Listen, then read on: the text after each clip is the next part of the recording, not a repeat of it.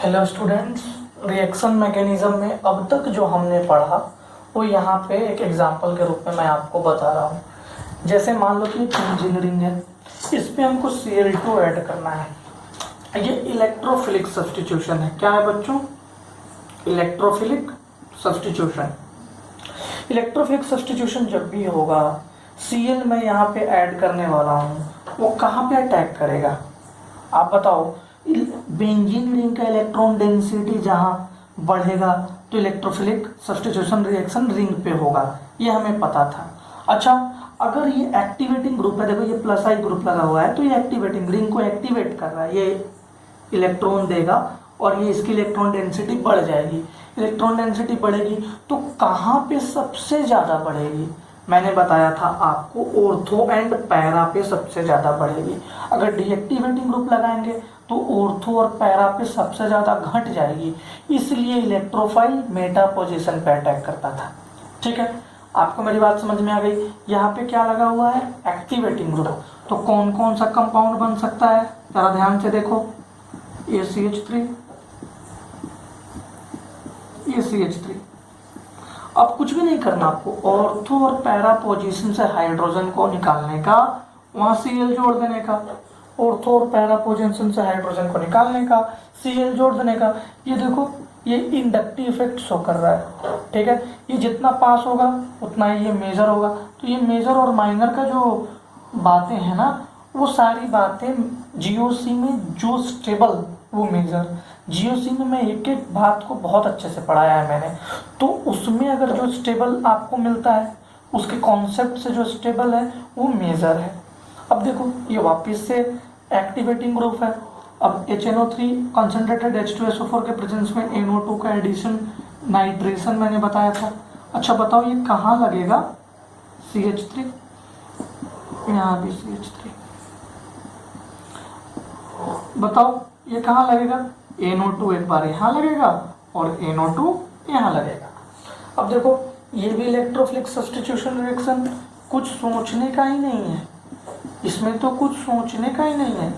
यहाँ पे Br लगा दिया और एक और बनेगा, उसको यहाँ पे Br लगा दिया। कुछ सोचना ही नहीं था इसमें, था क्या कुछ सोचना? अब बताओ, ये क्वेश्चन में आप मुझे बताओ कि क्या बनेगा। इस क्वेश्चन में बताओ आप क्या बनेगा। Cl2HNO को देखते हुए तुम्हारे दिमाग में आया होगा, अरे ये तो फ्री रेडिकल रिएक्शन है। तुम्हारे दिमाग में क्या आया होगा? ये तो फ्री रेडिकल रिएक्शन है। जैसे ही तुम्हारे दिमाग में फ्री रेडिकल रिएक्शन आया होगा तो तुमने सोचा होगा कि अगर मैं बेंजीन रिंग का डबल बॉन्ड ब्रेक करूंगा तो एरोमेटिसिटी खत्म हो जाएगी। इसीलिए बेंजीन रिंग का डबल बॉन्ड मैं ब्रेक नहीं करूंगा। तो बस मेरे पास एक ही जगह है जहां पे मैं Cl को ऐड करूंगा, और वो जगह है ये CH3। इस CH3 में से एक हाइड्रोजन को निकाल के वहां Cl लगा दूंगा। क्या तुम्हें ये सारे कॉन्सेप्ट समझ में आ गए? ये सारे छोटे छोटे कॉन्सेप्ट हम ऑलरेडी पढ़ा चुके हैं आपको, उसको रिवीजन करा के एक जगह में आपको दे दिया। अगर Cl2 आए, आराम से लगाने का। HNO बताता है कि फ्री रेडिकल रिएक्शन हो रहा है। जब भी फ्री रेडिकल रिएक्शन हो तो हम फ्री रेडिकल के कंसेप्ट में चलेंगे। यहाँ इलेक्ट्रोफिलिक सब्स्टिट्यूशन रिएक्शन हो रहा था, यहाँ फ्री रेडिकल रिएक्शन हो रहा था, दोनों के मैकेनिज्म्स अलग हैं। ठीक है, यहाँ तक आपको कोई दिक्कत हो तो मुझसे पूछो, कोई दिक्कत नहीं है। चलो, आज हम पढ़ेंगे न्यूक्लियोफिलिक सब्स्टिट्यूशन रिएक्शन। आज हमारा टॉपिक है न्यूक्लियोफिलिक सब्स्टिट्यूशन रिएक्शन, और इसमें हम लोग बहुत सारी चीज़ों के बारे में पढ़ेंगे। जैसे इसमें हम लोग पढ़ेंगे SN1 reaction, SN2 reaction, SN intramolecular, SN aromatic, धीरे धीरे करके सारा चीज़ आने लगेगा। इसके बाद हम लोग एलिमिनेशन रिएक्शन पढ़ेंगे, E1 रिएक्शन, E2 रिएक्शन, फिर हम एडिशन रिएक्शन पढ़ेंगे। तो इस तरह से रिएक्शन मैकेनिज्म खत्म हो गया। देखो, रिएक्शन मैकेनिज्म हमने फ्री रेडिकल पढ़ लिया, इलेक्ट्रोफिलिक सब्स्टिट्यूशन पढ़ लिया, अब हम लोग न्यूक्लियोफिलिक सब्स्टिट्यूशन पढ़ने जा रहे हैं। ठीक है, ठीक है प्यारे बच्चों, ठीक है। तो यहाँ तक आपको कोई दिक्कत नहीं होगी। अब मैं इसे मिटा रहा हूँ और मैं आपको न्यूक्लियोफिलिक सब्स्टिट्यूशन बताने जा रहा हूँ।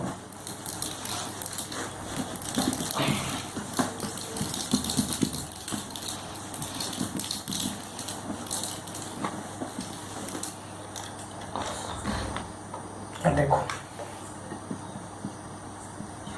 Nucleophilic substitution reaction. अभी तक क्या हो रहा था, इलेक्ट्रोफाइल आके सब्स्टिट्यूट कर रहा था। अब कौन आएगा, न्यूक्लियोफाइल आएगा। मान लो कि हमारे पास RX एक कंपाउंड है, इस पे कोई न्यूक्लियोफाइल अटैक किया। कौन अटैक किया, न्यूक्लियोफाइल। न्यूक्लियोफाइल का मतलब क्या होता है, न्यूक्लियस लविंग। क्या होगा भाई, न्यूक्लियस लविंग। इसका मतलब क्या होगा, ये खुद it is a negative charge species. ये खुद एक नेगेटिव चार्ज स्पेसिस होगा, तभी तो ये न्यूक्लियस से प्रेम करेगा। ठीक है, तो बनेगा क्या बच्चों, RNU प्लस X माइनस। अब सोचने वाला बात है, देखो अब बहुत सोचने वाला बात है कि जैसे न्यूक्लियोफिलिक सब्स्टिट्यूशन रिएक्शन जैसे तुम्हें दिखाई देगा, यानी कि न्यूक्लियस जो न्यूक्लियोफाइल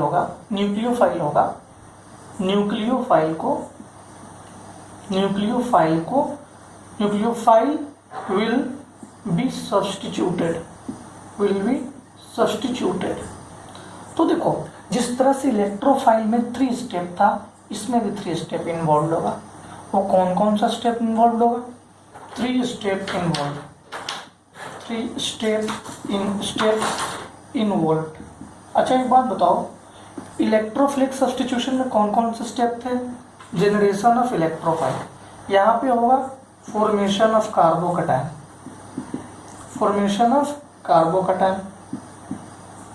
सेकंड स्टेप होगा attack of nucleophile. Third step होगा रीअरेंजमेंट ऑफ कंपाउंड। जब फॉर्मेशन ऑफ कार्बोकैटायन ये बन रहा होगा, तो ओल्ड न्यूक्लियोफाइल यहीं बाहर आ जाएगा। Old nucleophile will be removed। यहीं पे ओल्ड इलेक्ट्रोफाइल रिमूव हो जाएगा। तो जब मैं एक एग्जांपल आपको बताऊंगा तो ये चीज़ क्रिस्टल क्लियर हो जाएगा। अभी आपको ज़्यादा टेंशन लेने की आवश्यकता नहीं है। ठीक है, तो न्यूक्लियोफिलिक अटैच बिल्कुल वैसे ही हो रहा है जैसे इलेक्ट्रोफिलिक अटैच हो रहा था। इलेक्ट्रोफिलिक अटैच में इलेक्ट्रोफाइल आके अटैच होता था, इलेक्ट्रोफाइल बाहर गया।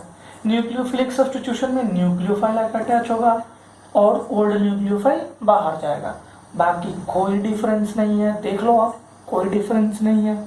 ठीक है, अब देखो जिस तरह से इलेक्ट्रोफाइल लिविंग ग्रुप के टेंडेंसी पे डिपेंड करता था, वैसे ही न्यूक्लियोफाइल भी rate of nucleophilic substitution directly proportional to living group tendency। और तुम्हें तो पता है कि I का सबसे ज़्यादा, फिर Br, फिर Cl, फिर F, ये लिविंग ग्रुप टेंडेंसी मैंने आपको बताया था। आयोडीन का सबसे ज़्यादा, फिर Br, फिर Cl, फिर F। यहाँ तक किसी को कोई दिक्कत नहीं।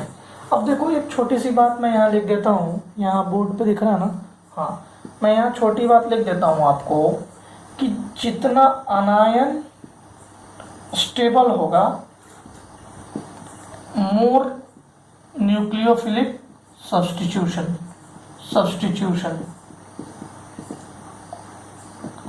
अनायन जितना स्टेबल होगा उतना ही अच्छा न्यूक्लियोफिलिक सब्स्टिट्यूशन होगा, पहली बात। और दूसरी बात वीक बेस जितना वीक होगा उतना ही अच्छा न्यूक्लियोफिलिक सब्स्टिट्यूशन होगा। सोच के देखो, अनायन जितना स्टेबल हो, देखो ये सबसे ज्यादा अनायन स्टेबल होगा, ये बहुत बड़ा है, इस पे नेगेटिव चार्ज है तो ये बहुत स्टेबल है। जितना ये ज्यादा स्टेबल होगा उतना ही ज्यादा इसका रेट ऑफ न्यूक्लियोफिलिक सब्स्टिट्यूशन है, उतना ही अच्छा ये लिविंग ग्रुप है। तो सोचने वाली बात है, जितना अनायन स्टेबल उतना ही ज्यादा रेट ऑफ न्यूक्लियोफिलिक सब्स्टिट्यूशन। जितना, और ये सारे में हाइड्रोजन अगर लगा दो तो अगर मैं हाइड्रोजन H+ निकाल लूं तो अब देखो, जो जितना वीक बेस उतना ही ज्यादा स्ट्रॉन्ग है। आपको तो पता है उतना ही अच्छा मोर न्यूक्लियोफिलिक सब्स्टिट्यूशन। आपको तो पता है कि हाइड्रोजन निकालने के बाद कंजुगेट बेस बनता है, तो ये सारे कंजुगेट बेस हैं। तो बस आप याद रखना कि अनायनिक स्टेबल, अनायन अगर ज़्यादा स्टेबल होगा तो मोर न्यूक्लियोफिलिक सब्स्टिट्यूशन, अगर अनायन कम स्टेबल होगा तो लेस न्यूक्लियोफिलिक सब्स्टिट्यूशन। वहाँ पे न्यूक्लियोफिलिक सब्स्टिट्यूशन थोड़ा कमता जाएगा, कम दिखाई देगा। ठीक है, यहाँ तक आपको समझ में आ गया? अगर इसमें कोई दिक्कत है तो बताओ। ये भी वैसा ही है, 3 स्टेप रिएक्शन है। Formation of carbocation, attack of nucleophile, rearrangement of compound. Compound rearrange करेगा। देखो कार्बोकैटायन बन जाता है ना, तो कार्बोकैटायन रीअरेंज करता है, hydride shift, methyl shift, phenyl shift करके वो रीअरेंज करके बेस्ट जो स्टेबल फॉर्म है उसमें आता है। और जैसे ही वो उसमें आता है न्यूक्लियोफाइल आके वहां पे अटैक करता है। तो इस पूरे कॉन्सेप्ट में कहीं कोई परेशानी हो तो आप पूछ सकते हैं। Rate of nucleophilic substitution is directly proportional to leaving group tendency. किसका लिविंग ग्रुप टेंडेंसी? ये देखिए हैलोजन का leaving group tendency. Leaving group tendency हम डिसाइड कैसे करेंगे? डिसाइड करने का 2 तरीका है। अगर अनायन ज़्यादा स्टेबल हुआ तो वहाँ मोर न्यूक्लियोफिलिक सब्स्टिट्यूशन होगा। अगर मोर न्यूक्लियोफिलिक सब्स्टिट्यूशन होगा तो उसका लिविंग ग्रुप टेंडेंसी भी बहुत अच्छा होगा। जो वीक बेस होगा उसका मोर न्यूक्लियोफिलिक सब्स्टिट्यूशन होगा। यहाँ तक आपको कोई दिक्कत हो तो आप पूछ सकते हैं। यहाँ तक कोई परेशानी, किसी प्रकार की परेशानी? ठीक है, कोई परेशानी नहीं। अब हम आते हैं न्यूक्लियोफिलिक सब्स्टिट्यूशन पे, जो यहाँ पे लिखा हुआ है, जो इस बोर्ड पे लिखा हुआ है। अब हम उस पे आते हैं। कितने तरह के होते हैं ये आप नोट डाउन कर लीजिए, कर लेंगे? ओके।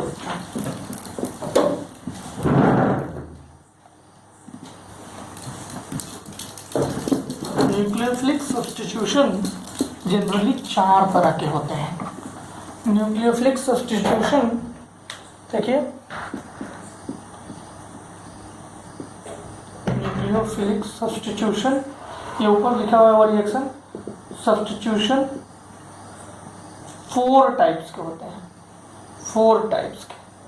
फर्स्ट SN1, इसको क्या बोलेंगे? Nucleophilic substitution unimolecular. इसको मैं ऐसे लिखता हूँ, फर्स्ट SN1 रिएक्शन, इसका नाम है nucleophilic substitution unimolecular.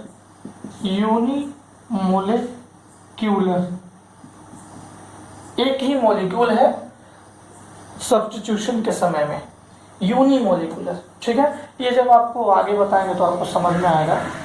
SN2 reaction, इसका मतलब होता है न्यूक्लियोफिलिक सब्स्टिट्यूशन बाइमोलिकुलर।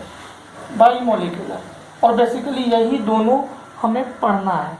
एक्चुअली में बाइमोलिकुलर का मतलब क्या होता है? रिएक्शन के समय में जो इंटरमीडिएट फॉर्म हो रहा है उस वक्त इसके पास 2 मॉलिक्यूल्स हैं।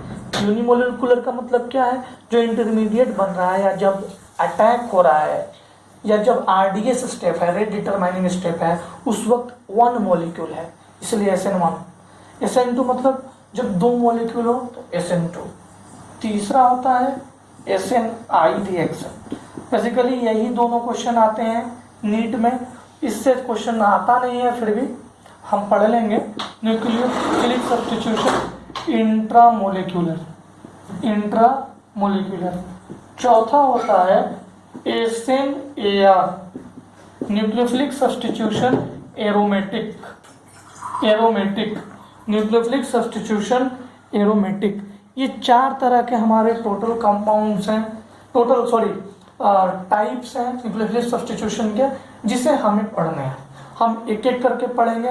पहले आप न्यूक्लियोफिलिक सब्स्टिट्यूशन और इलेक्ट्रोफिलिक सब्स्टिट्यूशन का कंफ्यूजन दूर कर लें।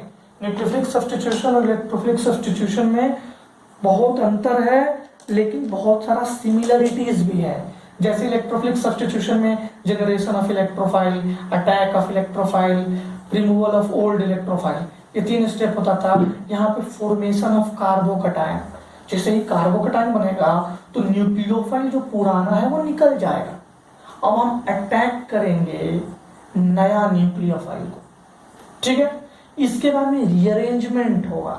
रीअरेंजमेंट होने के बाद हमें प्रोडक्ट मिलेगा। कार्बोकटायन अगर बन रहा है तो कार्बोकटायन जब बनेगा तो क्या होगा, रीअरेंजमेंट होगा। रीअरेंजमेंट का मेथड हमने आपको पढ़ा रखा है।